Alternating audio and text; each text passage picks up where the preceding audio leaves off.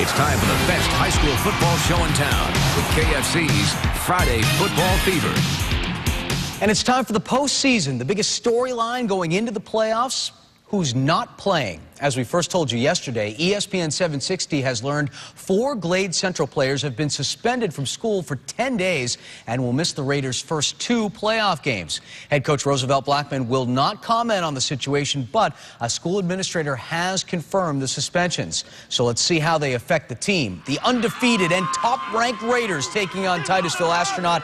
Second quarter, Glade Central up 3-0. Tanner Reddish rolling out, and he's got Jamie Wilson for the touchdown.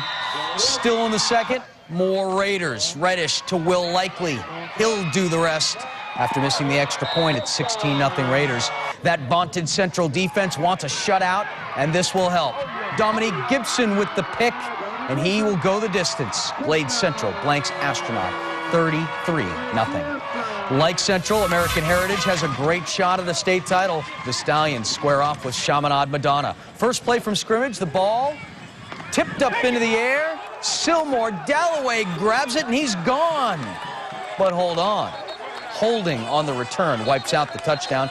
No big deal, though. A few plays later, Greg Bryant finishes the job. Untouched, 12 yards to the end zone. Heritage takes a 7-0 lead.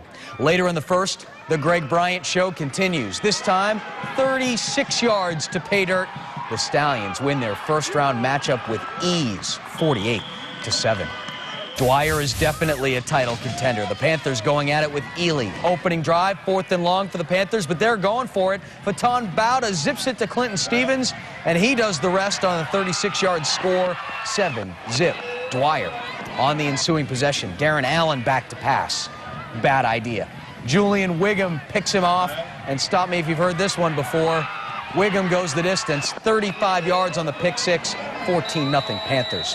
On Dwyer's next drive, Courtney Lowry does most of the damage. He picks up 15 right here. Bauda would punch it in to make it 21-zip Panthers, and Dwyer goes on to win 28-0. Seminole Ridge hosting Palm Beach Central, raining in Loxahatchee, so not a good night to throw the ball, right?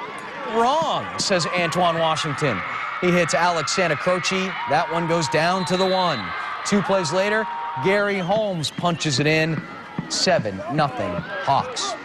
Just before halftime, it's 3rd down, and Washington will roll out and find Darian Williams. That keeps the drive alive, and Ridge is just too much for the Broncos tonight. The Hawks win it 17-7. Centennial is in the playoffs as district champ for the first time, hosting Palm Harbor University. First quarter, no score. Eagles punting to Billy Pavlock. He's the quarterback for Palm Harbor, but here, doing a fine job as the punt returner. In fact, he goes the distance to put University up 6-0. Centennial trying to answer. Eagles on their way to the end zone, but John Poma fumbles on the goal line. University ends the threat. Second half, Pavlock hooks up with Christian Lorenzo for 25 yards in the score. That'll do it. Centennial falls 20-10. To Glade's Day now, where Kelvin Taylor receives a special gift at halftime. That's his dad, the great Fred Taylor, presenting him with a signed football from the one and only Hall of Famer, Emmitt Smith.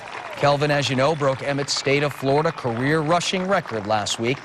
As for tonight's game, KT hasn't slowed down a bit since breaking that mark. 15 yards for the score here to put the Gators up 21-zip. Later on, John Barr drops back for Glade's Day and finds who else? A streaking Kelvin Taylor, who goes 55 yards for the touchdown. Glade's Day wins it 35-8.